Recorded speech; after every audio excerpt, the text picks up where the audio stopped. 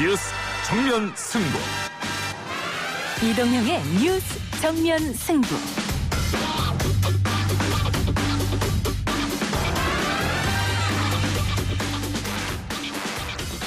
청취자 여러분 안녕하십니까, 이동형입니다.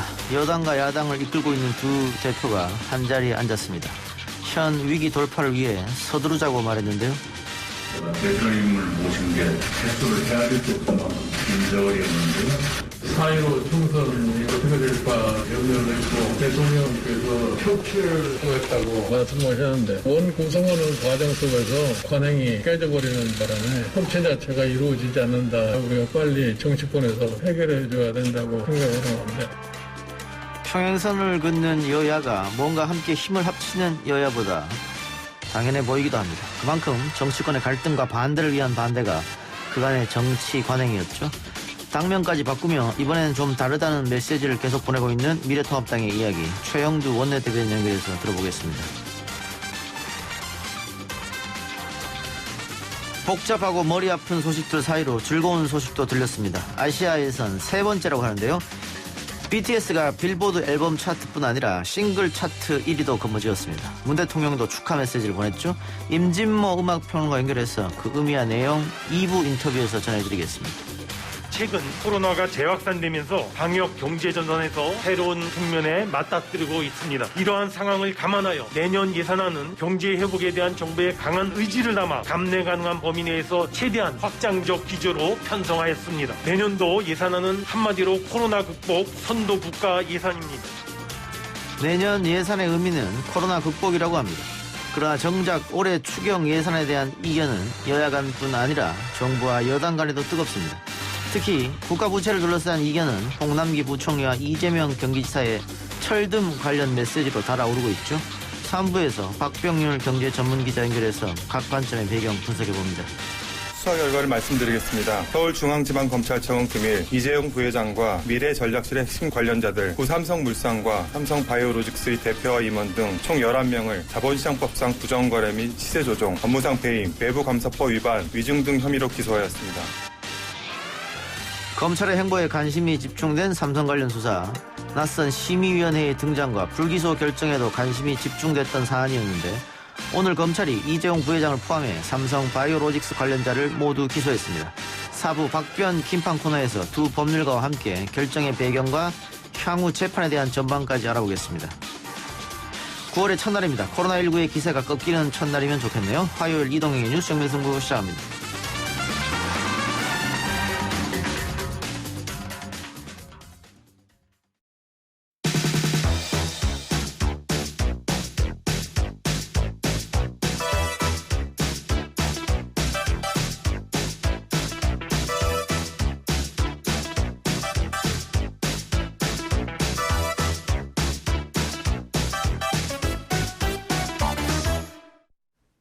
더불어민주당 신임 이낙연 대표와 미래통합당 김종인 비대위원장이 오늘 만났습니다. 향후 협력 방안 등을 논의했는데 전체적인 분위기는 나쁘지 않았던 것 같습니다. 미래통합당 이슈와 관련해서는 당명 개정 문제도 관심인데요. 국민의 힘으로 결정되는 건지 어쩐 건지 미래통합당 최영두 원내대변인과 자세한 이야기 나눠보겠습니다. 대변인님 나와 계십니까? 네, 안녕하십니까. 예, 오늘 이낙연 대표와 김종인 비대위원장의 만남 전반적으로 화기했다 이런 평이 있던데 어떻게 보셨습니까?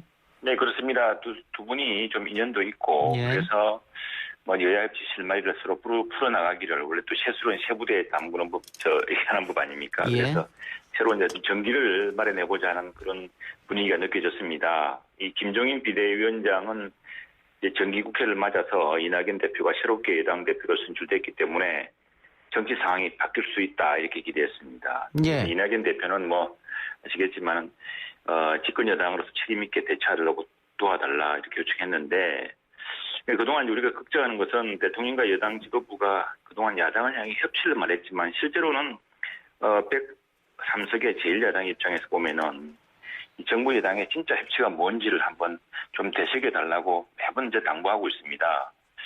그러나 이제 이낙연 대표가 얼마 전 퇴임한 이해찬 전 대표와는 좀 스타일을 다르고 또 이낙연 대표가 동아일보 기자회견 40여 년 전부터 김종인 위원장과 맺어온 인연도 각별하다고 합니다. 예. 그리고 무엇보다도 이제 이낙연 대표는 정치 인문을 이제 김대중 대통령 당시에 이제 입문을 했기 때문에 DJ의 의회 정치 여기에 대해서도 또 상당히 많이 기자 일선 취재 현장에 지켜본 분이고 해서 이런 어떤 경색된 국면들을 좀 풀 수 있는 그런 지혜와 그런 어떤 도량 같은 것을 저희들 기대하고 있습니다. 예. 그러면 지난 이해찬 지도부와는 다르게 기대를 좀 한다 이런 말씀이신 것 같은데. 네, 그런 기대를 하는데 그런데 이낙연 대표 첫 말씀은 올해 기원 협상에서 두세 달 겪은 우여곡절을 반복할 겨를이 없다. 워낙 위기인이 도와달라고 했는데 위기인만큼 협치를 하려고 그러면은 진짜 그걸 반복하지 않도록 지난 몇 개월 동안 밀어붙이기식인 사실은 지금의 의회 정치의 전통과 원칙 같은 게 많은 경우 김대중 대통령이 그 야당 지도부일 때 야당 총재인 시절에 정착된 게 많습니다. 그런 것들을 이낙연 대표가 기자 시절부터 동교동계 출입 기자 때부터 잘 봐왔기 때문에 예. 그런 경험들을 살리기를 기대하고 있습니다. 그러면 오늘 김종인 위원장이 원 구성하는 과정 속에서 관행이 깨져버렸다 이렇게 말을 했고 주호영 미래통합당 원내대표도 비슷한 얘기를 했단 말이죠. 그렇다면은 미래통합당에서 요구하는 것은 지금 다 가져간 그 상임위원장 자리를 법사위를 비롯해 7개 정도는 주는 게 맞는 거 아닌가 뭐 그런 제안인 것 같네요. 그러니까 이게 이제 법사위원장이 야당 위원장이 그러니까 국회의장과 야당 상임위원장을 국회의장은 이제 다수당이 가져가죠. 예. 그건 이제 국회 본회의에서 선출해야 되기 때문에 다수당 몫이 될 수밖에 없는데 그 동안에 이제 그 상임위원장을 수대로 배분하는 것이 DJ 때 지난 김대중 대통령이 고 김대중 대통령이 야당 총재 시절에 이렇게 정착된 거거든요. 김대중 당시 총재가 제안했던 것이고 그리고 여기에 붙여서 이제 야당이 법사위원장을 맡아서 최소한의 견제장치를 마련할 수 있도록 해달라. 예. 이게 정착되어 온 것인데 그걸 이제 이번에 다 무너뜨렸거든요. 예. 특히 법사위원장은 제1야당, 제1당이 국회의장을 당연히 맡으니까 법사위원장은 제1야당이 맡는 어떤 전통과 원칙이 있었는데 그게 이제 무너졌기 때문에 다 무너진 거거든요. 예.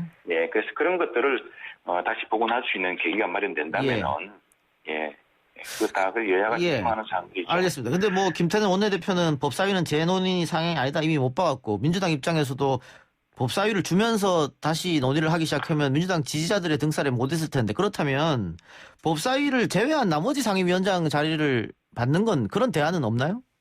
그게 이제 법사위라는 게 전통 이것도 역시 민주당이 야당의 시절에 똑같이 만들었던 전통과 원칙입니다. 예, 그 말씀은 충분히 이해하는데요. 예, 관행을 깨는 것도 충분히 이해하는데 현실적으로 민주당이 법사위를 안 놔준다면 그러면 대안으로 나머지 정치라는 것은 그 무에서 유를 만드는 그게 정치에서 예술이지 않습니까? 국난 극복을 하려고 그러면은 협치를 만들어야 되고 근데 사실은 주호영 원내대표가 이미 한 10년 전부터 내놓은 법안이 있습니다. 예. 국회법 개정안에 보면은 지금 현재 법사위가 일종의 병목 현상을 겪고 있습니다. 예. 모든 법안이 마지막 법사위를 통과해야 되니까. 그래서 그걸 법제사법특위로 만들자. 법제특위로 만들고 법사위와 사법위원회를 분리하자는 이런 안이 있습니다. 그런 안 같은 어떤 것도 국회법 개정 논의의 하나의 돌파가 될 수 있을 것 같은데 그런데 이건 사실은 여당이 걱정하는 법사위의 병목 현상, 또 법사위원장의 행포 이런 것들을 적절히 막을 수 있는 방법이면서 우리가 또 하나 방관할 수 없는 무리한 입법 경쟁을 통해서 또 서로 상임위 간에 상충되는 법안이 올라오고 이것이 나중에 위헌 결정을 받는 이런 악순환을 좀 줄일 수 있는 그런 또 일종의 묘수라고 볼 수 있는데 그것조차도 여당이 받아들이려고 하지 않으니까 정치란 것은 어떻게 보면 협상의 예술이고 또 다소 조만이라고 하지 않습니까? 의회주의 원칙이란 것이 시기를 앞당겨 늦추고 또 좀 더 많이 좀 더 적게 이렇게 완급을 조정해 나가는 게 중요한데 그런 것들이 좀 지금 여당과 특히 지금 여당의 폭주했던 그동안의 관행을 그런 걸 보자면은 지금 필요한 교훈 같습니다. 예, 알겠습니다. 그럼 뭐 정리하면은 결국은 뭐 법사위를 2개로 나누든 뭐 번갈아 하든 법사위원장 자리를 미래통합당에 주지 않으면 원구성 재협상은 없다 이렇게 해석해도 되겠네요. 그게 왜냐하면은 결국에는 가장 중요한 협치의 전통과 원칙이었던 법사위원장의 배분 문제 없이는 다른 상임위원장 같은 경우에 일종의 협치의 골격이 빠진 이런 그 상황이기 때문에 알겠습니다. 아예 협치의 전통과 원칙을 확실히 복원시키자는 이야기입니다. 예.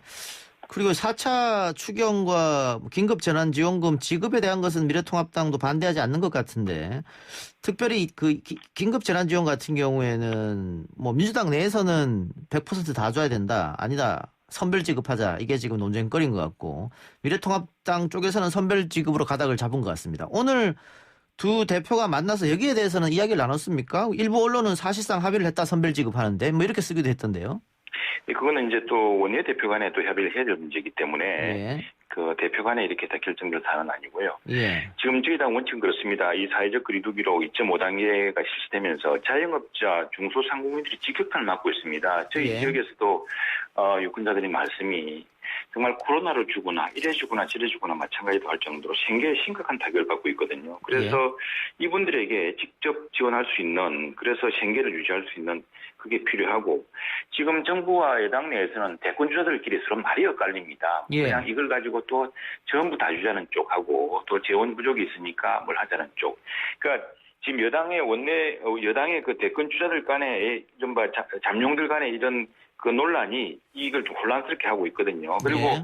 정부는 지난 3차 추경까지 너무 많은 재정을 썼기 때문에 지금 더 이상 낼 재정이 없다. 이렇게 또 난색을 표시하고 있는데 지금 저희 당이 내놓았던 안은 우선에 4차 추경과 재난지원금을 통해서 지금 아주 정말 생계에 직접적인 유혹을 받고 있는 분들에게 신속하고 정확한 지원을 해야 된다는 것이고요. 그냥 이게 지금 뭐 이재명 지사가 이야기하듯이 지역 화폐를 해서 경기 진작하는 그렇게 하면 너무 늦습니다. 늦고 지금은 방역이 중요한 단계이기 때문에 소비 진작을 위해서 쿠폰 뿌리고 이럴 수가 없거든요. 예. 그래서 바로 드려야 되고 그리고 재원 문제에 관해서는 올해 그 예산이 512조입니다. 근데 이 올해 예산 중에서 이 코로나 사태를 예견 못했기 때문에 쓰지 못한 예산들이 많습니다. 그렇기 예. 때문에 지금 여야가 그 미처 예견하지 못했던 예산 편성이었던 만큼 그 다시 한번 다 들여다보고 그걸 조정해서 재원을 마련하자는 것이 우리 생각이고요.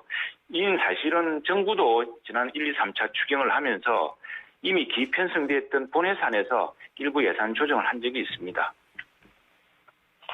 예. 예, 네. 그렇습니다. 자, 그러면 여보세요? 예. 네네.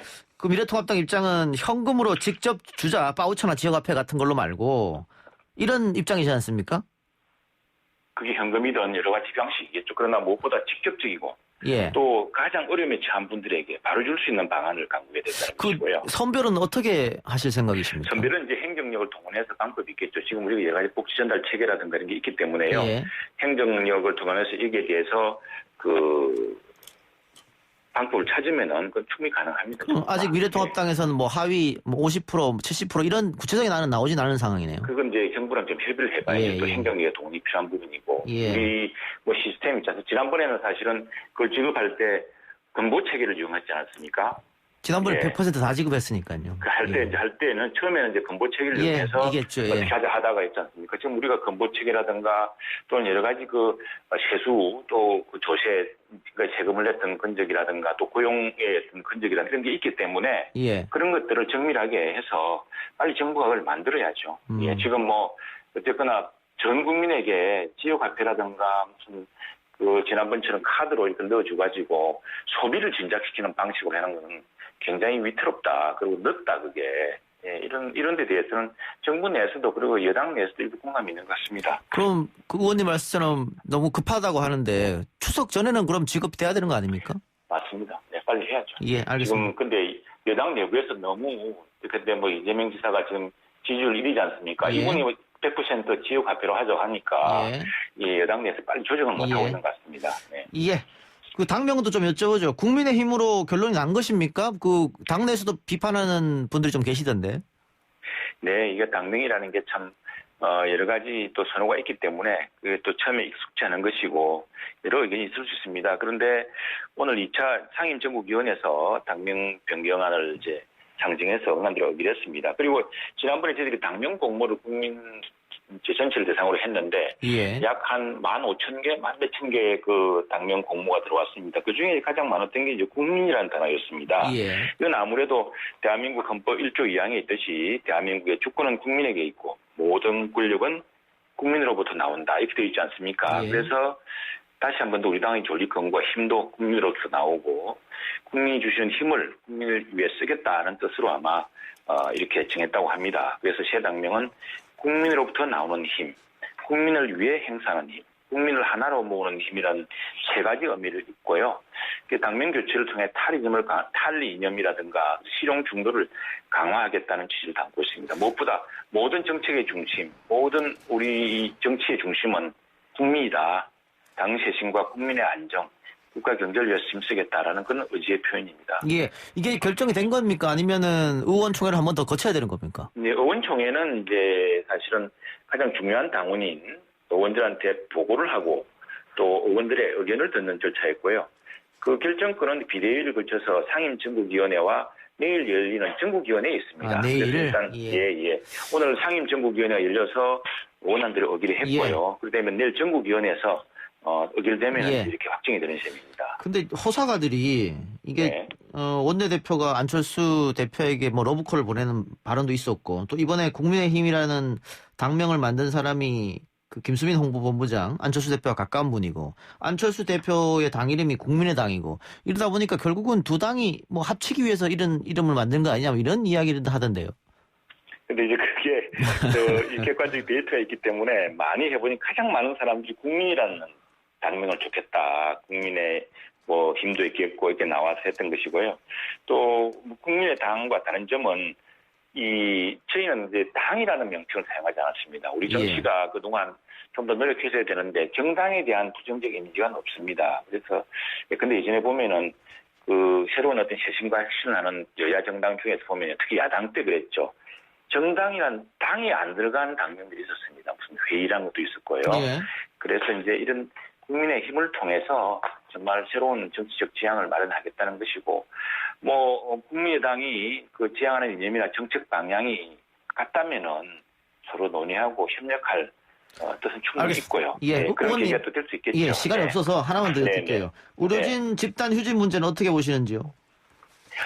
정부가 이 시기에 무리한 공공의대하고 의사정원 확대로 이제 전공의들의 집단 파업에 돌입하는 그런 사태가 맞고 있습니다. 정부도 지금 사태가 워낙 심각하니까 국가고시를 늦추고 또 일단은 논의를 중단하겠다 이렇게 하지 않았습니까? 근데 이제 결국 정부와 의료계가 벌이는 이 치킨 게임의 피해는 온전히 국민에게 돌아가고 있습니다. 코로나 재확산으로 국민의 생명과 건강이 위협받고 있기 때문에 어제 그래서 저희 주호영 원내대표가 긴급 기자회견을 했고요.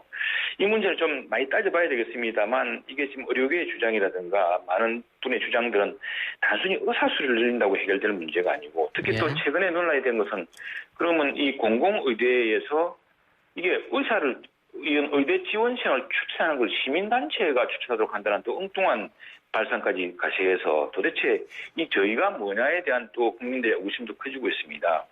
중요한 것은 지방에도 국민들이 안심하고 받을 수 있는 의료 서비스를 마련하고 그만한 대우를 마련해 준다는 그 원칙 속에서 보다 정확하고 보다 또 균형 잡힌 접근이 필요한 것 같습니다. 미통당 입장은 그럼 뭡니까? 그 정부의 정책을 철회입니까? 아니면 재논의 이런 입장입니까? 재논의해야죠. 재논의해야 된다.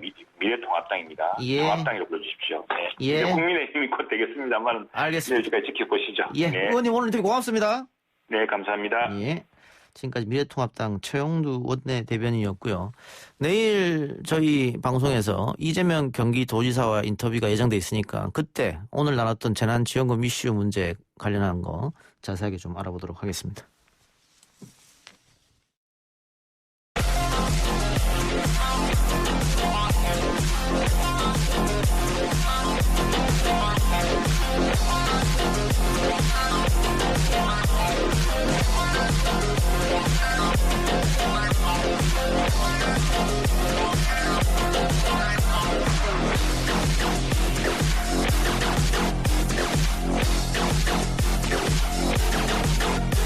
오늘 나온 뉴스를 언박싱해드린 기자 언박싱. 오늘은 헤럴드경제 배두원 기자 나왔습니다. 어서 오십시오. 안녕하십니까. 코로나 상황부터 짚어봐야겠는데 어제보다 조금 감소했습니까? 예, 그렇습니다. 오늘 자정 기준으로 신규 확진자 수가 235명을 기록했고요. 누적으로는 2만 명을 넘어섰는데 어쨌든 지난달 27일에 400명대까지 급증을 했었는데 5일 연속으로 소폭적 감소세를 보이고는 있습니다. 그런데 여전히 200명대라는 거는 확산세가 꺾였다고 보기는 힘든 상황이고요. 뭐 서울 성북구의 사랑제일교회, 광복절 도심집회 등 중심으로 그 관련 확진자가 연일 계속 늘고 있고 새로운 집단 감염도 산발적으로 발생을 하고 있어서 신규 확진자 수가 언제 또 다시 증가할지 모르는 불안한 상황이라는 설명입니다.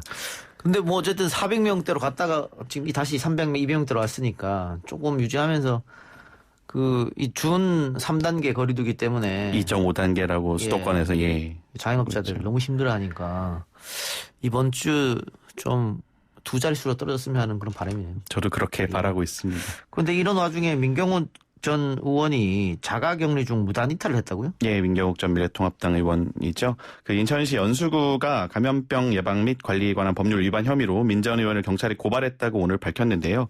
그 민 전 의원이 이제 집단감염이 발생한 그 사랑제일교회 관련 접촉자로 분류돼서 자가격리 통보를 받았었는데 지난달 22일에 그 자가격리 담당 공무원이 이제 집을 찾아왔는데 자리를 비웠 것으로 확인이 됐다고 합니다. 이 자가격리 수칙을 위반하면은 1년 이하의 징역 또는 1,000만 원 이하 벌금을 받게 돼 있는데, 근데 이제 민 전 의원이 오늘 이 기사가 나오자 페이스북에 글을 올렸어요. 자가격리 위반이라고 음성 판정받은 사람을 자가격리 시킬 수 있는 법적 근거를 대봐라. 그러니까 자기는 음성 판정을 2번이나 받았기 때문에 이낙연 대표도 민주당 이낙연 대표도 음성 판정 받고 14일간 자가격리 했잖아요. 맞습니다. 그런데 지금 모든 국민들이 그렇게 하고 있는데 주장을 뭐 변호사들이 한참을 찾고 내린 결론이 음성 판정 받은 사람한테 자가격리 명령 내릴 수 있는 권한이 없다라는 게 이제 주장인데요. 그러면서 뭐 부정선거를 자꾸 외치니 그런 거라고 솔직히 말을 해라라고 비꼬기까지 했는데 이게 말씀하신 것처럼 종합방역대책본부 원칙은 진단검사 결과가 음성이 나오더라도 14일간 잠복기 동안 발병 가능성이 있기 때문에 자가격리 대상자를 지정을 하고 있잖아요. 또 이 검사 결과라는 게 100% 확실한 것도 아니고 그래서 뭐 민 전 의원이 변호사에게 꺼낸 걸 보면 법적 공방으로는 가보자는 건데 어떻게 될지 좀 지켜봐야 할 것 같습니다. 그 자가격리 하라는 건 잠복기가 2주기 때문에 음성이 나오더라도 그 잠복기 양손으로 바뀔 수가 있는 거잖아요. 그래서 하라는 거고 우리 주위 사람이 나로 인해서 확진이 되면 안 되니까 서로 조심하는 건데. 맞습니다. 지금 뭐 YTN TV로 속보가 나옵니다만 또 지금 태풍이 올라오고 있지 않습니까? 또 역대급 태풍일 수도 있다고 하는 얘기가 나오고 있는데 이런 와중에 뭐 이렇게 그 국회의원까지 하셨던 분이 그렇죠. 뭐 청와대 대변인까지 하셨고 방역에 좀 혼란을 주는 주장은 좀 삼가하시는 게 맞는 것 같아요. 이해가 안 됩니다. 홍남기 경제부총리 겸 기획재정부 장관의 국회 발언이 논란이 되고 있습니다. 야당 의원이 이재명 지사의 재난 지원금 주장을 두고 철없는 얘기 아니냐라고 하니까 그렇게 생각한다라면서 맞장구를 쳤다고 하는데 설명 좀 부탁합니다. 일단은 그 홍부총리 발언을 살펴보기 전에 이재명 지사 발언을 좀 설명을 드려야 될 것 같은데요. 이재명 지사 경기도지사는 재난지원금 전 국민 100% 지급을 주장을 하고 있죠. 그러면서 이 재난지원금을 30만 원씩 100번을 지급해도 선진국 평균의 국가부채 비율보다는 낫다라는 발언을 했었는데 이게 이제 취지는 국가부채를 핑계로 선별 지급하자라는 의견을 좀 반박하는 취지의 발언인데 이제 홍남기 부총리가 어제 국회 예결위에 참석한 자리에서 미래통합당 이미자 의원이 이제 이 발언에 대해서 의견을 물었어요. 그러니까 좀 책임 없는 발언이라고 비판을 했습니다. 근데 이제 여기서 끝났으면은 또 이렇게까지 논란이 안 됐을 텐데 이미자 의원이 이제 이 이재명 지사 발언을 두고 아주 철없는 얘기죠라고 다시 물으니까 홍 부총리가 저는 그렇게 생각한다. 자칫하면은 국민들에게 오해의 소지를 줄 수 있는 발언이라고 이제 동조를 한 건데요. 좀 이제 철없는 얘기한다라는 걸 동조해서 좀 논란이 크게 되고 있는 상황입니다. 예, 뭐 선별 지급이냐 100% 지급이냐 논쟁은 있을 수 있는데 경기도지사에게 철없다고 경제부총리가 했기 때문에 또 같은 당 출신이잖아요.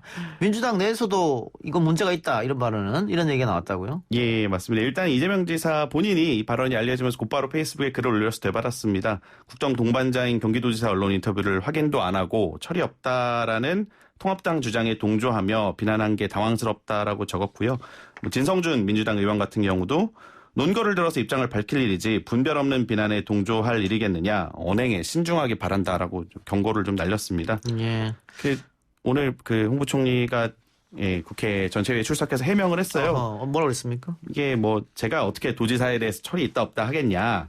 그 질문에 대해서 답한 게 아니다라고 조금 해명을 했는데 어쨌든 도지사가 이렇게 여러 번 지원하도록 이야기한 게 책임 없는 발언이 아닌 책임 있는 발언이 아닌 것 같다고 해서 강조해서 말한 것이고 좀 그 경기도지사가 말한 50번, 100번 이런 지급이 정말 50번, 100번이 아니고 그만한 여력이 있다라는 취지라는 거를 알고 있다.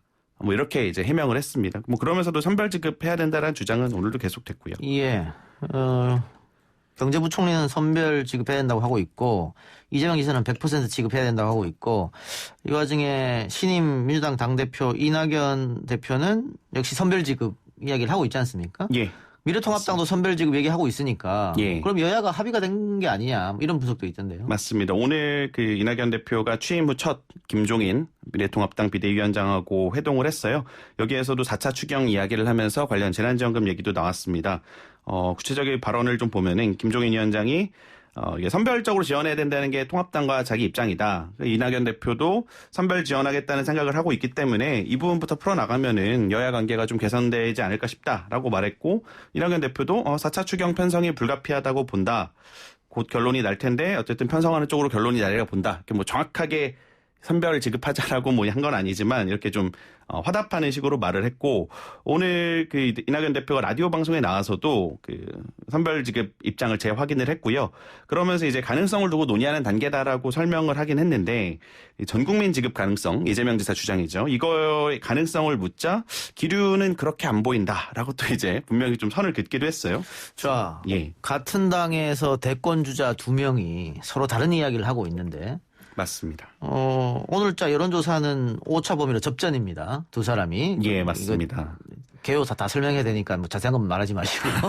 예, 접전을 벌이고 있는데 이 접전을 벌이고 있는 상황에서 재난지원금 같은 거대 이슈에서 의견이 갈린다. 거의 뭐 정면 충돌하는 사실 이거 가지고 그러면 그 지지율이 출렁거릴 수도 있겠네요. 충분히 그럴 수 있다고 봅니다. 지금 그 재난지원금 여론조사 지난번에 나왔던 여론조사만 봐도 굉장히 반반으로 갈리거든요. 예. 선별이냐 100%냐. 그래서 결정이 어떻게 내느냐에 따라서 뭐 당내 역학관계라든지 이런 것까지 좀 영향이 줄 수 있지 않을까 싶습니다.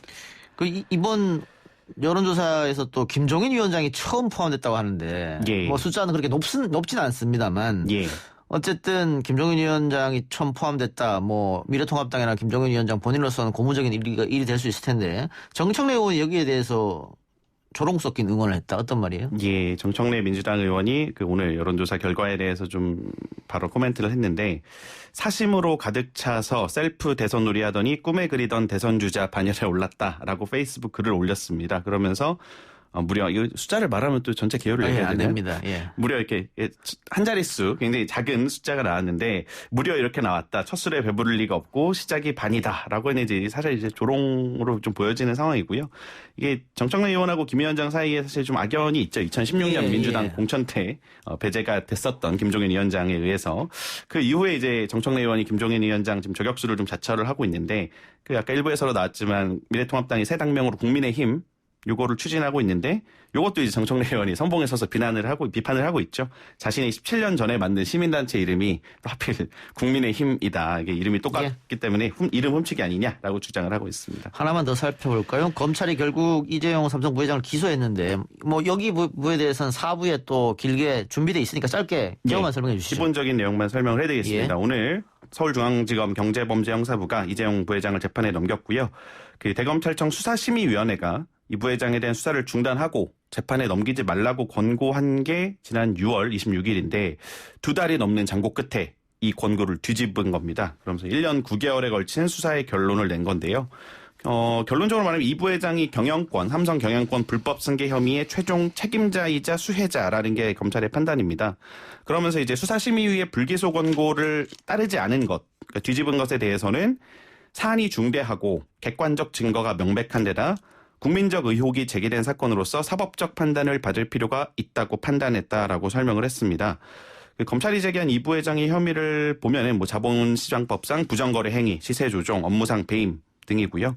뭐 최지성 전 삼성 미래전략실장 등 관계자 10명도 함께 재판에 넘겨졌고 이게 사실 워낙 복잡하고 좀 어려운 사안이라 사안 자체는 간략하게 설명드리기가 참 쉽지 않은데 어떻게 4부에서 예, 알겠습니다. 어쨌든 네.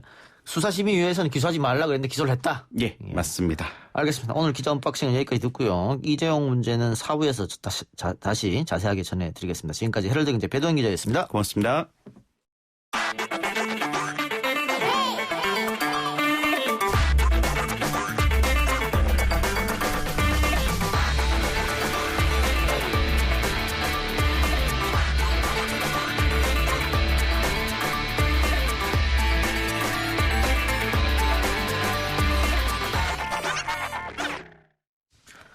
코로나19로 모두가 힘든 시간을 보내고 있는 가운데 우리 문학에 반가운 소식이 전해졌습니다. 방탄소년단이 한국 가수 최초로 미국 빌보드 싱글 차트 정상에 오른 건데요. BTS가 만들어가는 K-팝의 새 역사와 전망 전문가 연결해서 이야기 나눠보겠습니다. 임진모 대중음악평론가 연결합니다. 임진모 평론가님. 네, 안녕하세요. 네, 안녕하십니까. 네네. 빌보드 핫백에서 한국 가수가 네. 1위를 차지한 건 처음이다. 맞습니까? 그렇습니다. 옛날에 싸이가 하지 않았나요? 싸이는 2위에 그쳤죠. 2위 했었군요. 예. 네, 아쉬웠습니다. 예. 어떻게 보면 이번에 방탄소년단 다이아나마이트가 1위에 오른 건 강남스타일의 한을 풀어줬다고 볼 수 있겠습니다. 예. 그런데 뭐 강남스타일은 사실 네. 원히트곡이었고 예. BTS는 지금까지 낸 곡들이 꾸준하게 인기였다가 이번에 1위 한 거잖아요. 조금 다른 것 이게 같아요. 네, 중요한 측면인데 그야말로 이렇게 한 번에 반짝한 것 같다 우리가 원잇 원더라고 하는데 예. BTS는 사실 DNA 3년 전부터 DNA 그다음에 마이크 드롭 그리고 페이크 러브 아이돌 그리고 지난번에 보이 위드 러브 해가지고 계속 꾸준히 순위가 상승했어요. 예, 지난번 건 8위였는데 이번엔 정상을 차지했으니까 어떻게 보면 그 누적 효과가 이번에 나타났다 이렇게 예. 볼 수 있겠습니다. 그 BTS가 그동안 빌보드 200에서는 1위를 몇 번 네. 차지했다. 근데 이번 싱글 핫백은 처음이다. 그렇습니다. 200과 싱글 핫백 차이가 어떤 겁니까? 빌보드 200 보통 200는요 앨범 차트예요. 우리 옛날에 LP나 CD는 앨범 차트, 예, 앨범을 예. 중심으로 한 거였잖아요. 예. 근데 핫백 이게 다른 말로 하면 싱글 차트입니다. 싱글 즉 단일곡. 단일곡이 경쟁하는 게 빌보드 핫백, 핫 100인데 거기서 1등을 한 거죠. 예.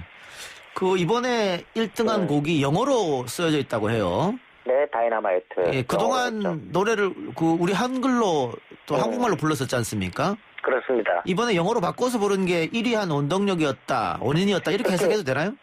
네, 그렇게 볼 수도 있는 게 일단은 방탄소년단이 좀 우리나라 말로 노래 부르다가 이번에 조금 예상을 뛰어넘으면서 영어로 했거든요. 예. 그 분명히 북미 시장을 갖다 겨냥했다는 증거예요. 예. 그래서 이 얘기 뭐냐면 북미 쪽에 그 방탄소년단 팬들 다시 말하면 북미의 아미들을 아마 훨씬 더 많이 동원할 수 있었을 겁니다. 예. 그게 1위까지 올라가는데 원동력이 됐겠죠. 그러면 영어로만 부르면 그 싱글 핫백은 언제든지 할 수 있다, 뭐 이런 것도 보여줬겠네요. 아이, 뭐 그렇게까지 지켜낼 수는 없는데 그러니까 영어로 부르면 유리하다 하는 그런 정도. 근데 이번에 그게 나타났다고 볼 수 있겠습니다. 그 방탄소년단 노래가 항상 뭐 어떤 메시지를 담고 있다 이런 얘기도 들리던데 이번에도 어떤 네네. 메시지가 있었습니까? 이번에 메시지는 좀 방탄의 메시지 중에서는 굉장히 긍정적이고 낙천적이에요. 예. 이게 다이너마이트가 터지듯이 예. 내 마음이 지금 이렇게 라이트 굉장히 막 활기차다 이런 얘기인데 결국은 자신감 넘치는 그리고 또 곳곳에 이 코로나19 이 팬데믹에 고통받고 있는 사람들을 위한 위로의 메시지들이 있습니다. 그러니까 크게 보면은 결국 해피네스, 우리 모두 행복하자 하는 그런 메시지 담고 있는데 사실은 그 BTS는 여태까지 좀 청춘 메시지에 집중했거든요. 예. 청춘의 좌절이라든가 또는 뭐 현실에서의 어려움, 뭐 열정 폐익 이런 것들을 많이 다뤘는데 이거는 조금 포괄적인 주제예요. 긍정적이고. 네. 그 제가 학창 시절에만 해도 네. 영화는 홍콩 영화, 네. 애니는 일본, 그리고 노래는 뭐 빌보드 이랬었단 말이죠. 네. 그렇습니다. 그런데 지금 보니까 우리나라 가수가 빌보드에서 넘버원을 했단 말이에요. 이걸 네. 어떻게 우리가 받아들이고 해석을 해야 될지. 아니 뭐 근데 조금 전에 한 얘기는 조금 너무 옛날 얘기 아니에요? 네. 그리고 우리나라 가수의 노래가 지금 빌보드 싱글 차트 1위까지 올랐다는 얘기는 예. 그만큼 우리 K-팝이 이게 일본인이 아니거든요. 예. 다른 아시아 나라 다 그럴 게 아니라 우리만 그래요. 예. 그래서 빌보드 차트에는요 아예 K-팝 차트가 따로 있습니다. 어허. 그 정도로 우리 한국의 음악이 지금 이른바 글로벌이란 말로 표현이 되듯이 승승장구, 이 지구촌에서 승승장구하고 있고요. 제가 생각할 때는 아마 지금 세대, 90년대 중후반에서 새천년생들에게는 K-팝이 아주 중요한, 마치 일본의 애니, 아까 말한 홍콩의 누아르 같이 예. 그런 식의 어떤 중요한 정서의 한 가닥으로 자리 잡을 거예요. 예.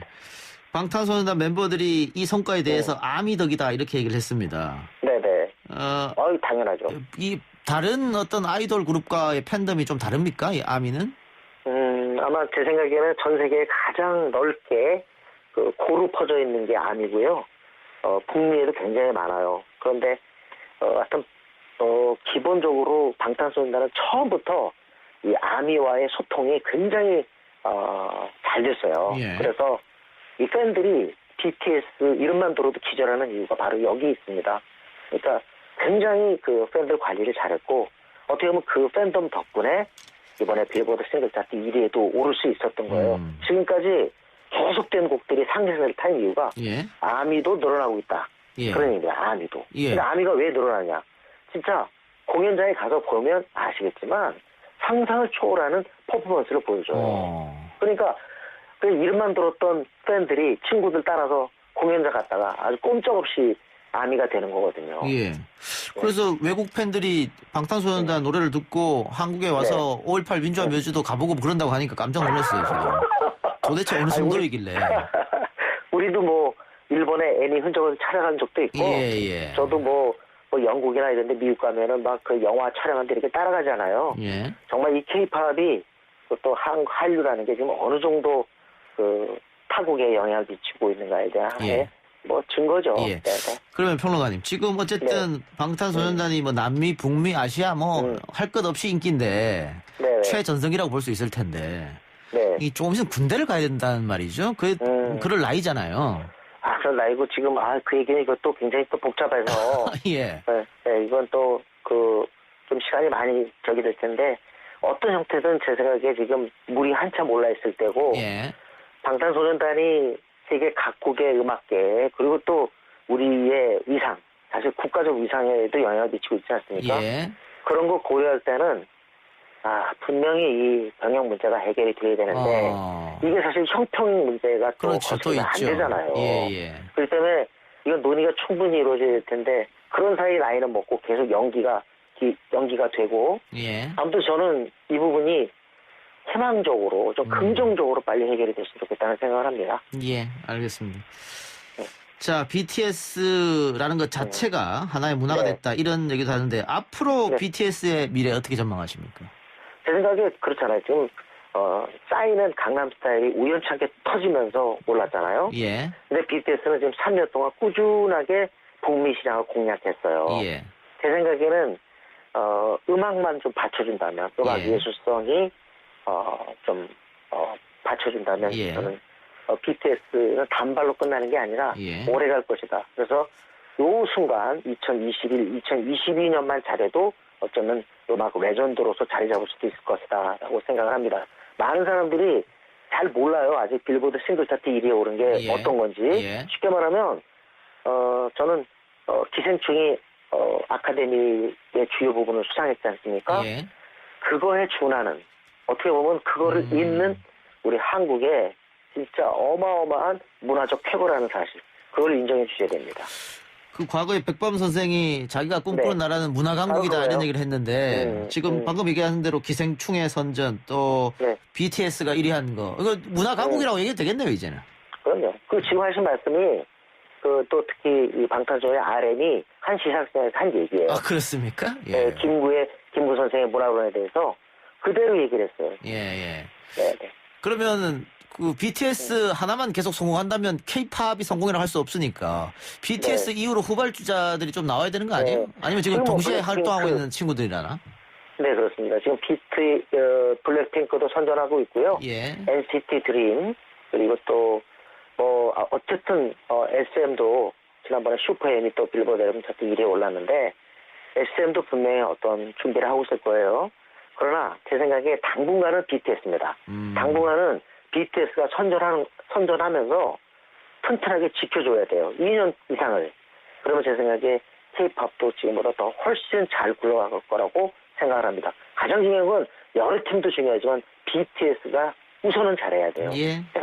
알겠습니다. 평론가님 오늘 말씀 고맙습니다. 네, 감사합니다. 지금까지 임진모 대중음악 평론가였습니다. 글쎄 안 들려 들을 뉴스 없어 아무 뉴스도 귀에 들어오지 않아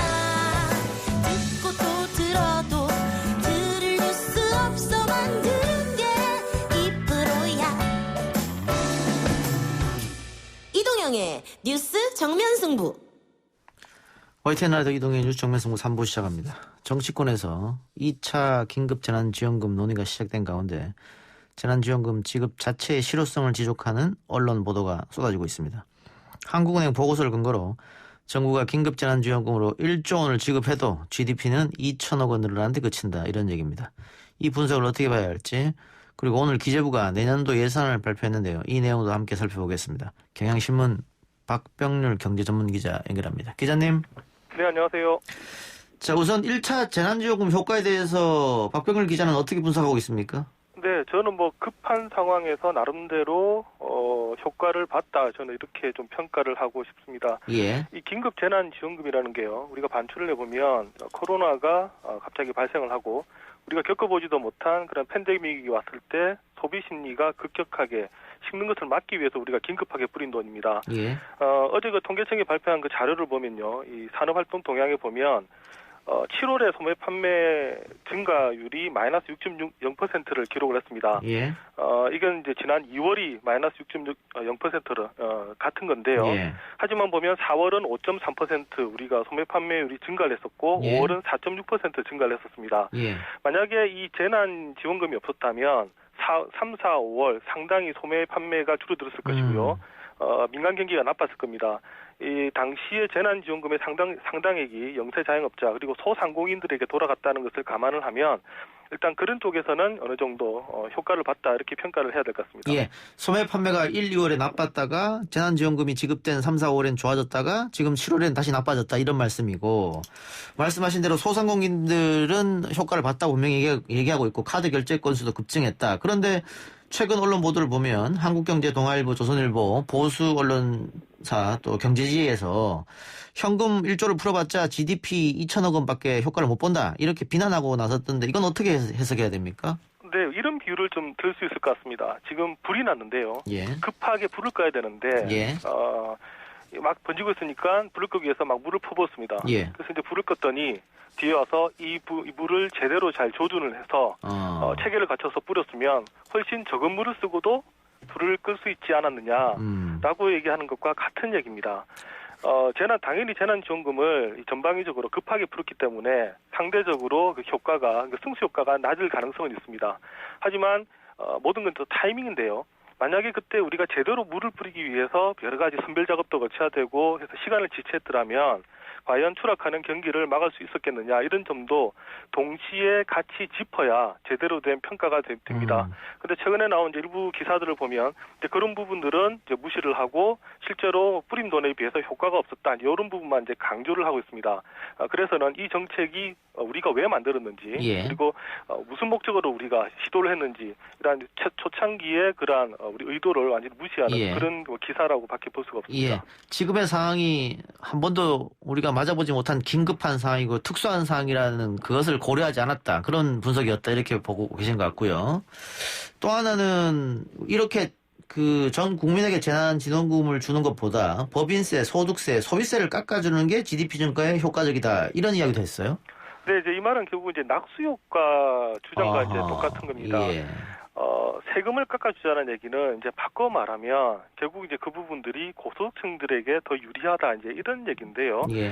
아시다시피 우리나라는 이 고소득층의 재고세율이 40%가 넘습니다. 예. 반면에 이제 저소득층은 6%만 내거나 아니면 아예 안 내는 사람도 예, 예. 40%나 되는데요. 예. 이제 이게 바로 우리나라 누진 세율 때문입니다. 예. 예를 한번 들어보겠습니다. 만약에 고소득층에게서 3,000원을 걷고 그리고 이제 저소득층에게 1,000원을 걷어서 4,000원을 마련을 해서 양쪽에 2,000원씩 나눠준다고 우리가 이렇게 가정을 해볼 수 있을 것 같습니다. 예. 이랬을 경우에 저소득층은 이제 1,000원을 벌게 되는 결과가 생깁니다. 예, 예. 근데 아예 여기서 우리가 증세를 하지 않으면 저소득층도 받아가는 게 없어지는 거죠. 이게 이제 같은 논리입니다. 결국 증세를 안 할수록 고소득층에게 유리해지고요. 다만 이제 이렇게 세금을 안 낸 만큼 고소득층이나 이제 고소득 기업에서는 더 투자를 하고 저축을 할 것이다.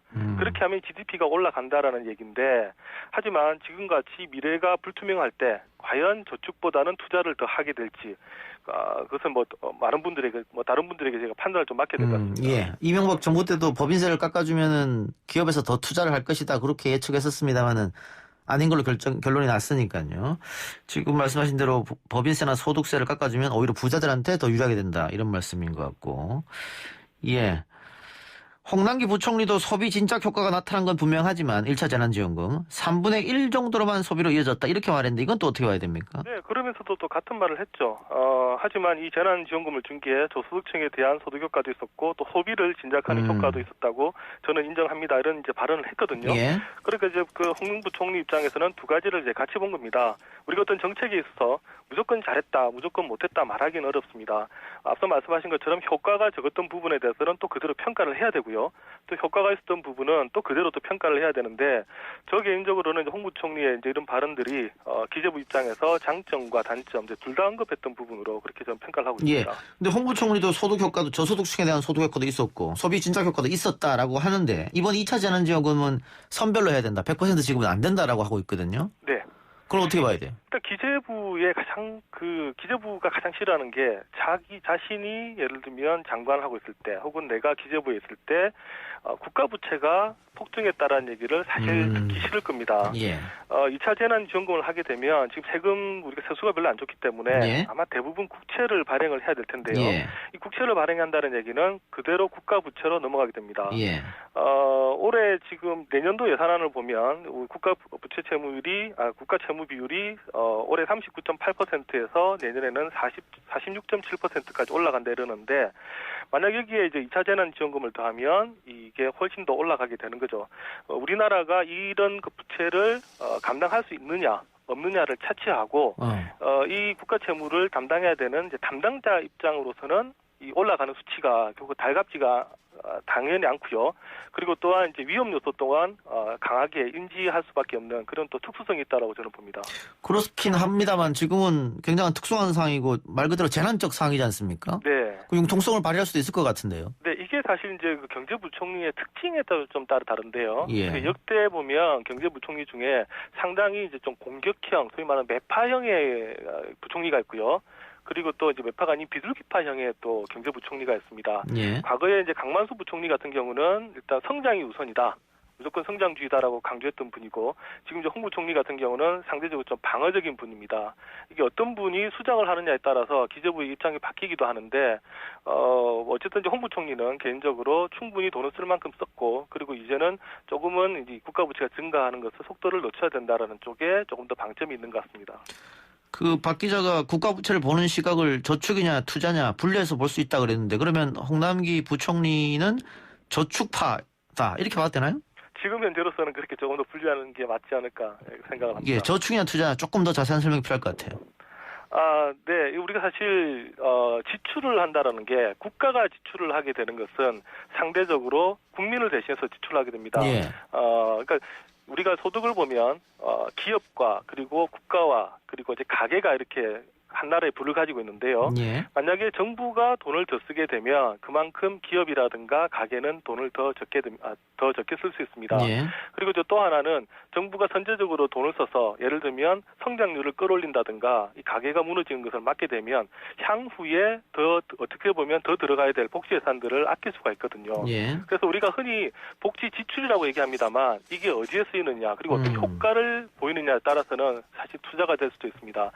그런데 우리가 기업 계정에서도 돈을 쓰는 것은 당연히 지출로 잡힙니다만 하지만 이게 미래의 성장 동력을 위해서 쓰면 우리가 또 투자라고 얘기를 하거든요. 예. 같이 돈을 쓰면서도 한쪽은 지출이다, 한쪽은 투자라고 얘기하는데 결국 그 평가는 우리가 돈을 어떻게 어디에 쓰느냐에 따라서 달라질 수가 있습니다.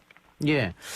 자, 우리가 뭐 전 국민한테 지급을 한다 그래도 뭐 10조에서 15조 정도 사이 금액인데 그 지난번 박 기자 우리 방송에 나와서 미국이 무려 3,400조를 풀었고 하반기에 1,000조를 더 푼다 이렇게 얘기했어요. 네. 그러면 홍남기 부총리의 논리대로라면 빚이 어마어마하게 생기는 거 아닙니까 미국으로서는? 그렇죠. 근데 미국은 왜 이럴까요? 예, 물론 이제 미국과 우리나라의 상황은 좀 다를 수가 있는데요. 이제 미국의 경우는 이제 기축 통화국이다 보니까 달러로 찍어내고 그리고 그 부채가 아무리 많아도 미국의 중앙은행이 이제 감당할 수 있다. 이런 이제 논리가 있습니다. 일본도 마찬가지로 일본은 이제 엔화를 많이 찍어내지만 사실 현실적으로 또 기축통화국에 가까운 그런 역할을 하고 있기 때문에 부채를 내도 감당을 할 수 있다라는 이제 이런 논리가 있는데요.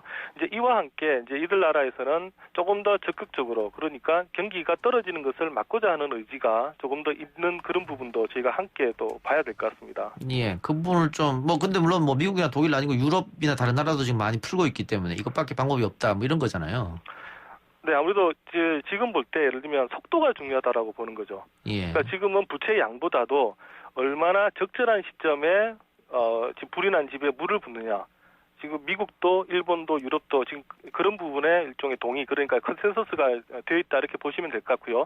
다만 이제 불이 끝나는 시점에는 이제 또 이 국가 부채에 대한 고민을 하기 시작하겠죠.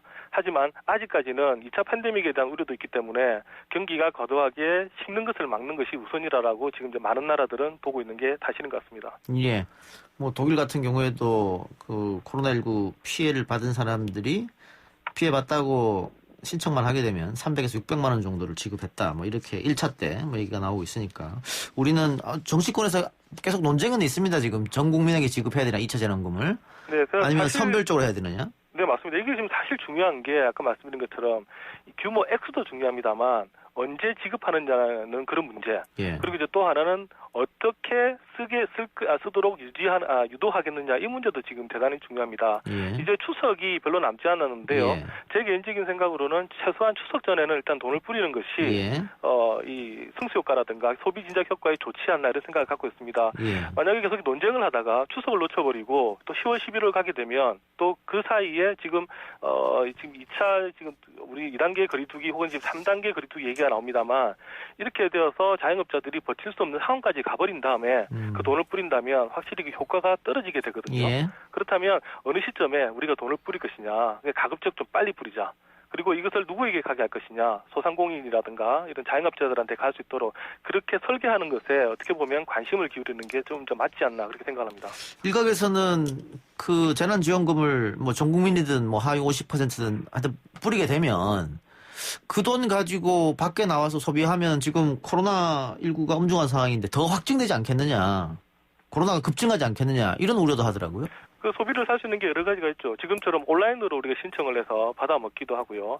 아무튼 돈을 주면 국민들이 알아서 쓸 거라고 저는 생각을 하고요. 예. 그리고 이제 이런 부분은 우리가 확실히 그렇다면 방향을 잡아야 되죠. 방역이 더 중요하다면 경제가 어떻게 됐든 간에 그러면 또 그냥 그런 대로 주지 않고 3단계로 바로 가면 됩니다. 그럼 그랬을 경우에 자영업자라든가 그리고 소상공인들이 문을 닫게 되는 부분은 과연 우리가 감내할 수 있느냐. 예. 이거는 국민적인 컨센서스가 필요합니다. 예. 그러니까 정부에서도 방역과 경제 두 마리 토끼 다 잡아야 된다 이런 얘기를 하고 있으니까 말이죠. 네. 한 곳에서만 쓸 수 없죠. 예. 자영업자, 소상공인의 문제지만 이게 심해지면 결국은 중견기업, 대기업까지 올라옵니다. 아마 지금 거리에 나가보시면 문 닫는 그런 가게들을 많이 보실 텐데요. 그래도 상관없다고 생각하면 아주 그냥 강하게 방역을 해버리면 아무 문제가 없는 거죠. 그러니까 연쇄작용이라는 거죠. 그러니까 소상공인이 무너지게 되면 거기에 납품하는 가게라든가 원재료를 납품하는 그 회사라든가 이런 쪽이 연쇄적으로 어려워지기 때문에 쉽게 결정할 문제는 아니다 이런 말씀 같고 알겠습니다. 마지막으로 자 내년 예산안이 나왔습니다. 555조 규모인데요. 슈퍼 확장 재정이다라고 언론은 쓰고 있던데 역시 나랏빚이 우려가 되는 겁니까?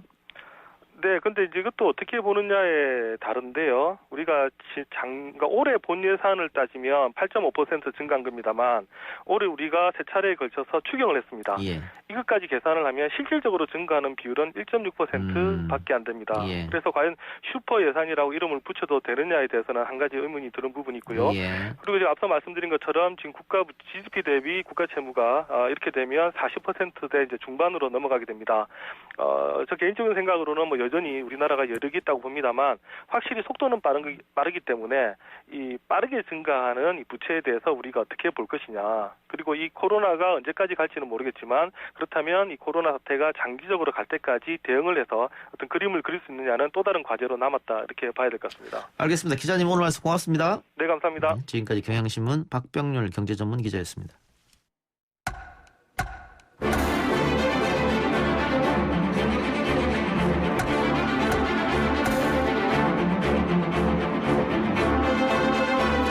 YTN 라디오 이동희 뉴스 정면승부 4부 시작합니다. 매주 화요일 스튜디오를 법정으로 순간 이동시켜주는 두 분, 박지훈 변호사, 김윤호 변호사 나왔습니다. 어서 오십시오. 네, 안녕하세요. 삼성 경영권 승계 의혹을 수사해온 검찰이 오늘 최종 수사 결과를 발표했는데요. 수사심의위원회에서 기소하지 말라고 했습니다만 결국 기소로 의견을 냈습니다. 두 분 검찰 수사 결과 발표 어떻게 보셨습니까? 일단 박지훈 변호사는 여러 차례 아마 기소할 것이다 이렇게 얘기했어요. 이 수사심의위원회에서는 불기소나 수사 중단을 얘기를 했거든요. 근데 그럼에도 불구하고 공범들이 다 처벌됐었고 증거인멸 같은 거 처벌됐었기 때문에 법리상으로는 또 국민 감정상으로 기소를 하지 않을 수 없는 상황이 아니었나 생각이 들고 뭐 그러다 보니까 수사심의위하고 반대의 결정을 한 것 같습니다. 검찰 입장에서는 수사심의위원회에서 했던 거를 반대로 결정한 게 아마 첫 사례 같은데요. 그래서 그것도 뭐 유명무실을 한 게 아닌가 또 이런 또 논란도 될 것 같기도 합니다. 어쨌든 간에 일단은 불구속 기소를 한 그런 상황입니다. 예.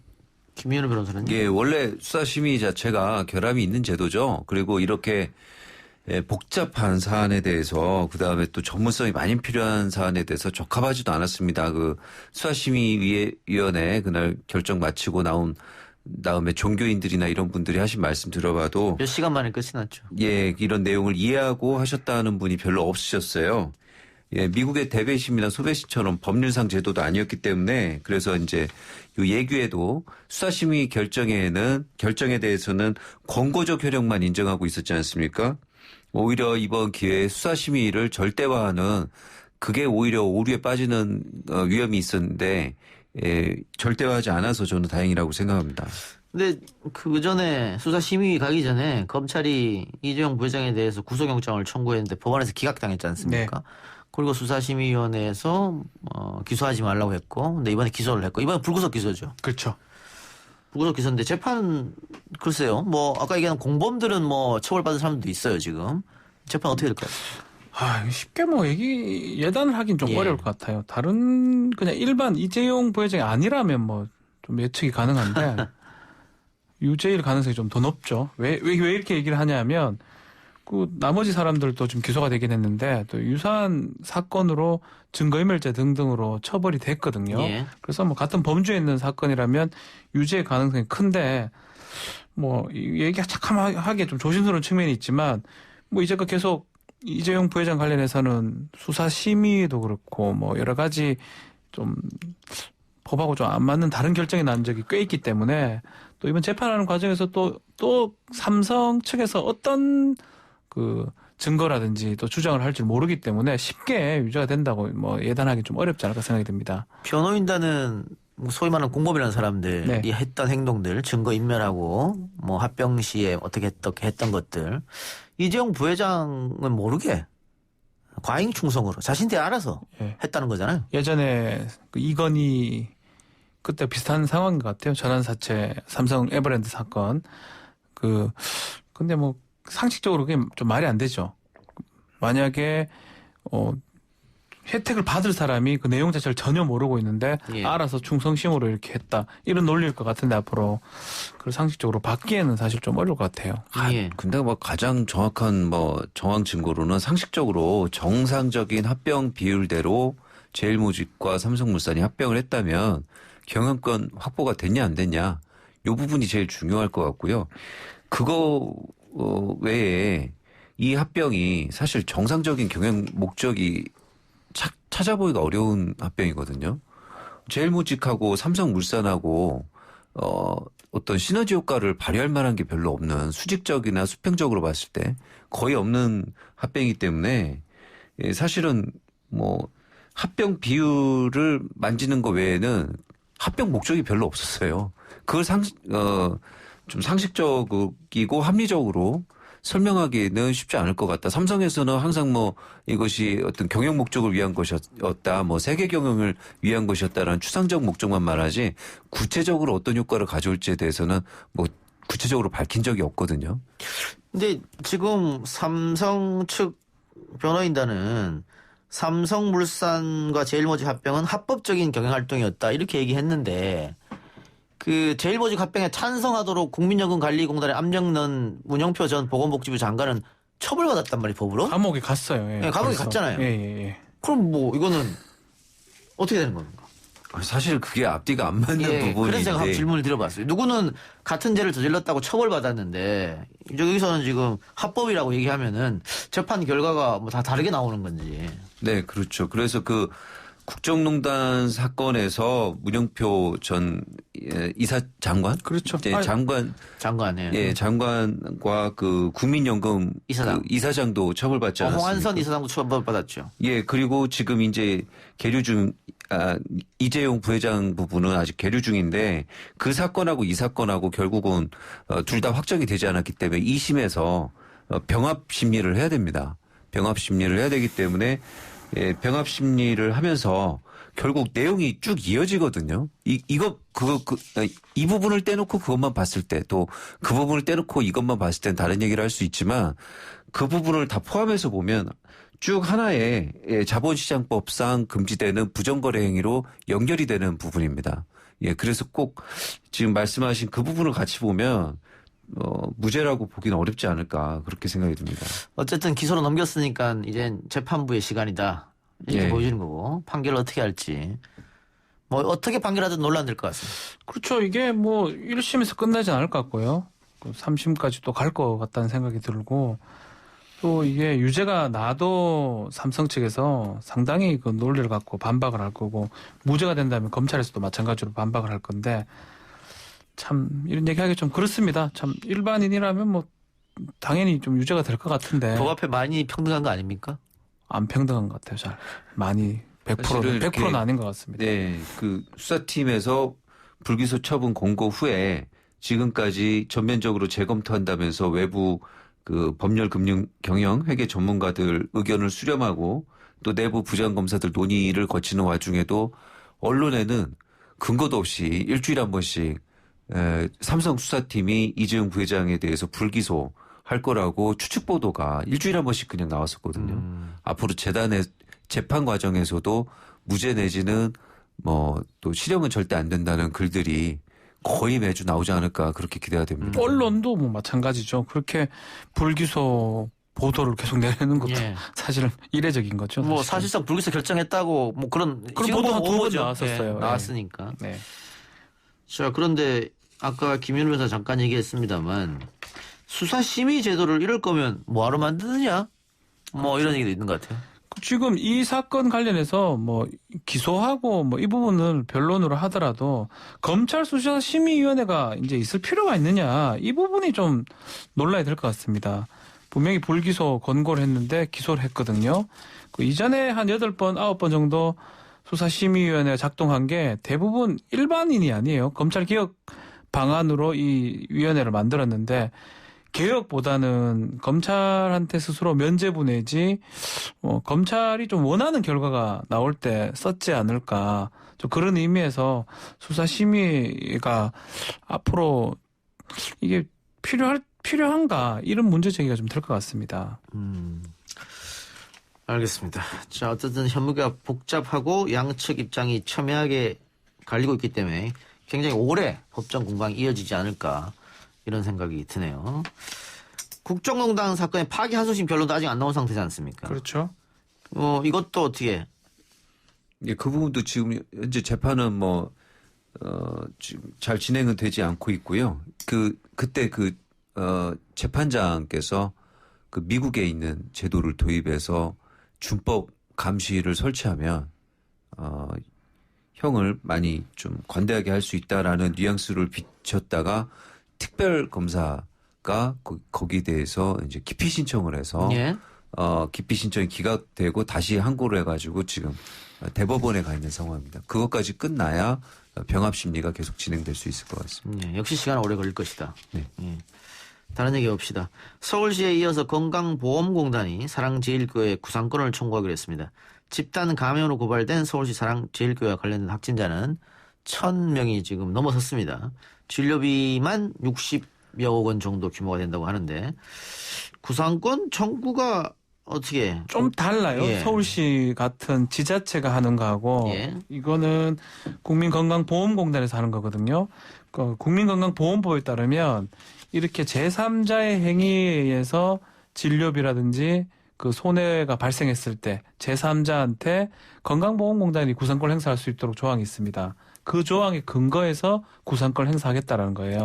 진료비 발생했던 게 65억 정도 되는 겁니다. 서울시에서 구상권을 청구하겠다. 그건 받아들이기 어렵다는 게 법조인들의 대체적 시각이던데 이 공단에서 하는 건 또 다른 결론이 나올 수 있어요. 그렇죠. 100% 그 명시적인 근거가 있기 때문에 그 근거에 따라서 신청하는 거니까 이것은 이런 소송들이 굉장히 많거든요. 교통사고, 상해사고, 상해사건 등등으로 해서 건보 치료를 일단 받으면 건보에서 이렇게 구상권 행사를 하고 있습니다. 산재사고나 이런 것도 마찬가지고요. 예. 기존에 해왔던 구상권 청구의 연장이기 때문에 이거는 큰 무리가 없이 진행이 될 것 같습니다. 차이가 좀 나요. 지자체가 하는 거는 방역 비용을 대신 청구하는 거거든요.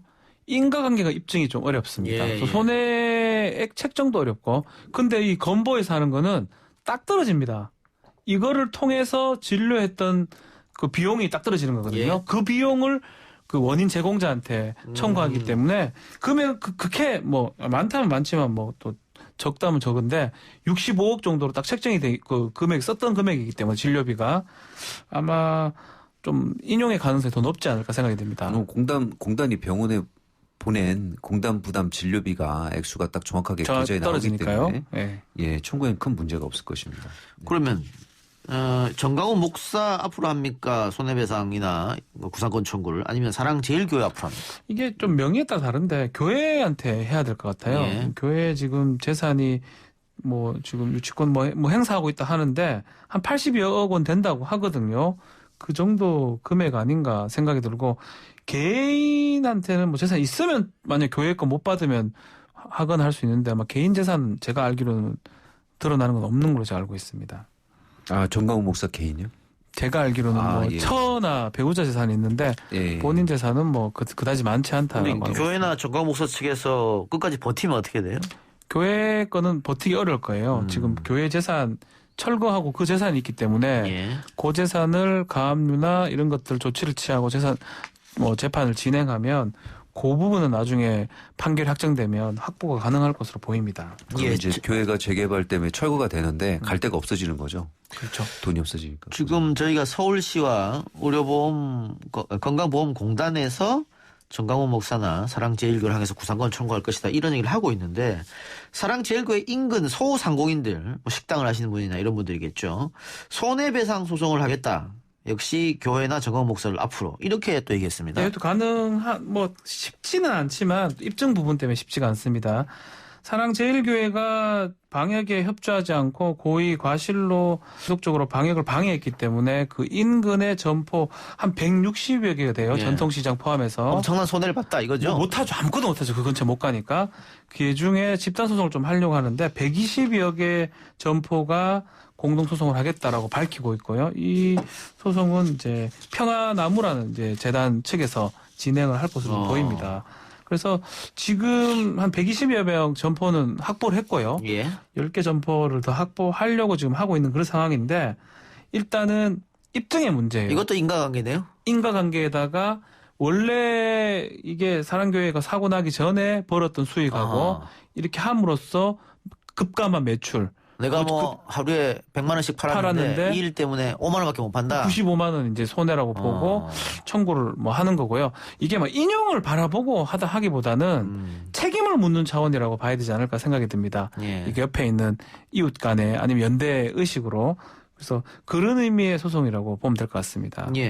그런데 이 사랑제일교회와 주변 이웃들 갈등은 이번이 처음이 아니라 그래요. 재개발 조합 측과도 계속해서 갈등이 이어지고 있다고 하는데. 그렇죠. 사랑제일교회가 있는 그 땅을 재개발하겠다 이런 겁니까? 그 일대가 다 지금 재개발 구역으로 지정이 돼 있거든요. 그러면은 다른 이제 철거 시기에 빨리빨리 철거를 해주고 빼줘야 공사가 진행이 되면서 그 이주비 같은 걸 이미 집행을 했거든요. 그런 부분에 대해서 이자가 하루하루 발생하는데 굉장히 거액입니다. 나날이 증가하고 있는데 사랑제일교회가 자기 보상금 50몇억 책정되니까 그 10배 한 500 몇십억을 받아야 된다면서 명도 소송에 지고도 계속 집행을 거부하고 집행관이 오고 경찰이 오고 용역이 와도 교인들이 똘똘 뭉쳐가지고 막 이렇게 저항을 하거든요.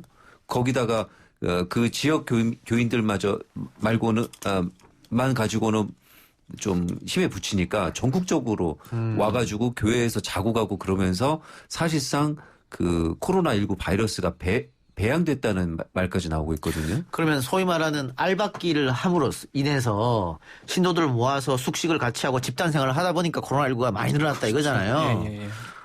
그렇죠. 이 건도 그러면은 빨리 해결될 문제가 아니네요. 명도소송에 졌는데도 그 태그를 안 하고 있으니까. 그렇죠. 이것도 시간이 좀 소요될 것으로 보입니다. 그리고 이런 배양소 역할을 한다는 게 알려짐으로 해서 그 일대에는 무서워서 가지 않습니다. 그렇기 때문에 아까 말씀하신 인과관계 문제, 손해배상 소송의 인과관계 문제에 있어서요. 일단 그거 말고 손님이 줄어들 다른 원인이 없기 때문에 저는 인과관계가 좀 추정되는 쪽으로 구성을 해볼 수 있지 않을까 생각을 해봅니다. 쉽지는 않지만 뭐 그런 식으로 법리 구성도 가능할 것으로 봅니다. 알겠습니다. 더운 날씨에 코로나19가 확산되면서 대중교통 내에서 마스크 착용 의무화가 실시되고 있습니다. 곳곳에서 그런데 이 마스크 착용을 두고 시비가 벌어지고 있습니다. 며칠 전에는 지하철에서 마스크를 왜 안 쓰냐고 했다가 또 폭행 사건이 일어났고요. 지금 뭐 경찰이 마스크 착용 의무화 지침 내렸잖아요. 보니까 대중교통 내에서 폭행 사건이 385건이 접수했고 198건을 기소 의견으로 송치를 했다고 합니다. 또 나머지 수사 중이고요.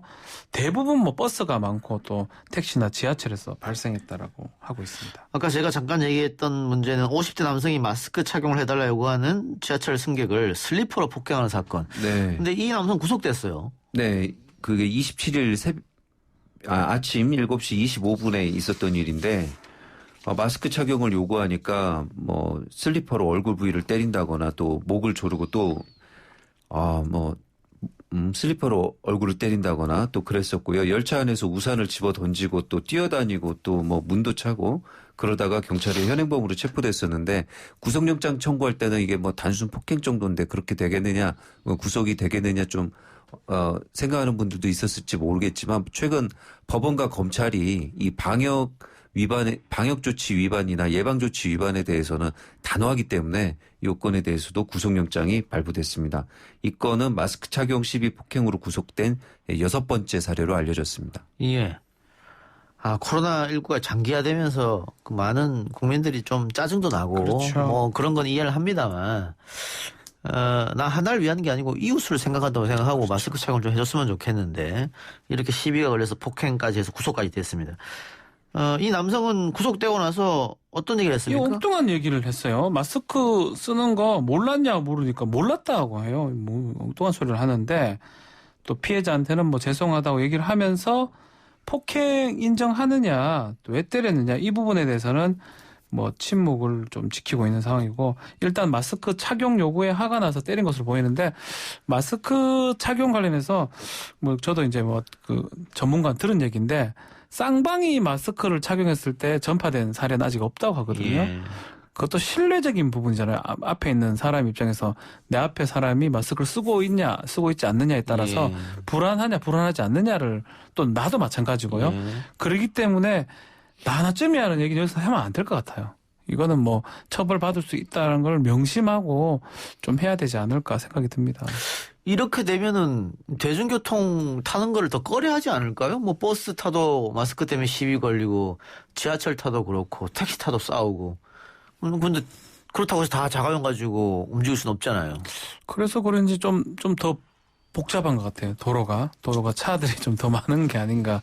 왜냐하면 대중교통 아직 전파 사례는 아직 적어요. 들어본 바는 없는데 마스크 뭐 이 착용하지 않는 이런 것도 있고 또 전파도 된다 그러면 대중교통보다는 또 자가용 같은 것들을 이용하는 경우가 더 많지 않을까 생각이 됩니다. 여러 가지 이유 때문에 대중교통 이용하자 그런 캠페인도 하고 있는데 오히려 정반대로 가는 상황이기도 한데 어쨌든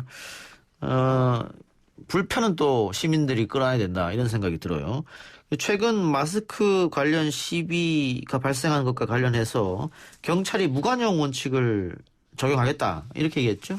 예, 경찰이 이 시민 불안이 이런 부분 때문에 커지니까 엄중 대응을 하겠다고 하면서 마스크 착용 등 방역수칙을 위반하고 방역수칙 준수를 요구하는 주변 사람들에게 폭력을 행사하는 불법 행위에 대해서 무관용 원칙하에 엄정사법 처리하겠다라고 방침을 세웠고요.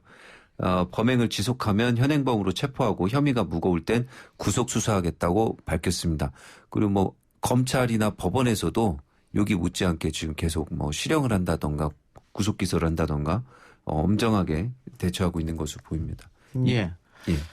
주옥순 엄마부대 대표가 코로나 입원 11일 만에 퇴원을 했네요. 잘 쉬다가 왔다 이런 얘기도 했고 자신의 유튜브 방송에서는 대한민국이 너무 좋다. 코로나19가 걸려도 다들 의료진들이 친절하고 또 돈도 안 받고 병원비도 뭐 이렇게 얘기를 하면서 또 문재인 정부에서 독서를 날리는 모습이 있었고 그리고 신혜식 대표 같은 경우에는 왜 이렇게 맛이 없는 밥을 주느냐. 코로나19로 병원 치료받으면서 그런 얘기에서 뭐 캠핑 왔느냐 이런 비판도 들었습니다. 근데 민경욱 의원 같은 경우에는 지금 음성이 나오긴 했습니다만 자가격리 해야 되는데 그 2번이나 자가격리를 어겼어요. 그래서 지금 경찰에서 고발한다. 네, 지금 고발 조치를 취했습니다. 사실은 이건 하나쯤이야 부분은 아니에요. 그렇기 때문에 자가격리는 엄격하게 지켜야 되는데 이낙연 의원 같은 경우도 지금 대표죠. 당대표 그 와중에도 14일간 자가격리를 하고 그 집에서 지금 투표회가 결과가 나온 거거든요. 그걸 다 지키고 있는데 민경욱 전 의원 같은 경우는 뭐 본인이 2번이나 어겨버렸기 때문에 처벌받는 거고 뭐 어쨌든 간에 뭐 이건 정치적 신념이라든지 보수 진보를 떠나서 방역에 있어서는 좀 정치적 어떤 이념 이런 건 좀 없어야 되지 않을까 생각이 듭니다. 뭐 조옥순 씨든 신혜식 씨든 뭐 누구든 어쨌든 간에 정부의 어떤 그게 아니면 치료가 안 됐으면 큰일 나는 거잖아요. 그런 것도 좀 알았으면 좋겠다 생각이 듭니다. 민전 의원 같은 경우도 뭐 사회 지도층이고 또 현역 복귀를 강력히 원하시는데 지역 주민 보기에도 이런 게 과연 긍정적일지 좀 생각을 해보셔야 되지 않을까 생각이 듭니다. 예. 그리고 뭐 개신교 목사분 같은 경우에도 코로나19 치료받으면서 못 먹는 거를 준다 뭐 이렇게 했던데 그렇지 않아 보이던데. 어쨌든 이런 지금 그 코로나19로 엄중한 상황에서 그렇죠. 이거를 반정부 투쟁으로 여기는 것은 좀 안 맞지 않느냐 뭐 그런 생각 들고 하나만 더 해보고 마치겠습니다. 그 전에 서울시에서 마스크 캠페인을 하고 있는데 좀 화제라고 해요. 시청 건물에 계시는 건데 어느 마스크를 쓰시겠습니까? 이렇게 해서 2개의 사진을 걸었어요. 하나는 KF94 마이크를 쓰고 있는 사진과 인공호흡 산소 마스크를 쓰고 있는 사진. 잘했는 것 같아요. 예, 그래서 남이 씌울 때 넣는다. 마스크를 잘 착용하자 이런 거니까. 아니 대부분의 국민들은 마스크 잘 착용합니다. 근데 일부 사람들 때문에 그렇게 하는 거겠죠. 자, 서울의대 교수 70%가 후배 고발 조치를 하게 되면 업무 중단이나 사직을 불사하겠다 이렇게 얘기했는데 지금 정부에서 업무 명령을 내렸지 않습니까? 행정명을 복귀하라고. 명령, 예. 그걸 어기면 어떻게 되는 거예요? 처벌이 됩니다. 예, 의료법 위반으로 처벌이 되죠. 그 위반에 대해서 뭐 3년 이하 징역 이런 식으로 규정이 돼 있고요. 또 행정 처분으로 업무 정지 또는 뭐 진료를 계속 하지 못하게끔 하는 행정처분도 가능합니다. 근데 지금 문제는 뭐냐면 실형을 받아서 의사 면허가 박탈이 돼도 한 1, 2년 있다가 반성문 하나 쓰면은 의사 자격이 회복되는 그런 것 때문에 의사분들이 더 좀 쉬지 뭐 이런 식의 생각을 한다라는 말까지 나오고 있는 거예요. 그러니까 의사면은 어떤 잘못을 저질러도 최종 박탈되지는 영구히 박탈되지는 않는다 이런 생각을 갖고 있다는 거잖아요. 예. 그러다 보니까 이번에 행정명령 내려도 우리 벌금 내지 뭐. 그렇죠. 업무 정지 며칠 하지 뭐 이런다는 거지 않습니까? 맞습니다. 이 이외에 다른 방안은 없습니까? 정부에서 할 수 있는 게 법적으로. 이것도 사실 세기 때문에 이거 말고는 뭐 의료법상에 더 이상 방법은 없지 않나 생각이 드는데요. 예. 근데 그렇다고 한다면 결국은 대화로서 이 문제를 풀 수밖에 없는 그런 상황인데 지금 그 의협 쪽에서 정부한테 얘기하는 것은 명문화해달라 철회한다는 것. 예. 혹은 재검토한다는 거에 명문화해달라고 했는데 정부에서는 그건 너무 나간 주장이다라고 얘기하고 있거든요. 그렇죠. 대화를 안 하겠다는 내용이죠, 사실은. 정부에서 사실은 그 방안을 받아들이기는 어렵죠. 만일 그렇게 된다면 앞으로 어떤 정책을 낼 때마다 관련돼 있는 단체에서 우리 반대합니다 하면 그러면 그만입니다. 다 들어줘야 되는 거 아니겠어요? 근데 정부에서 어떤 정책을 냈을 때 5천만 국민이 다 만족한 정책은 없지 않습니까?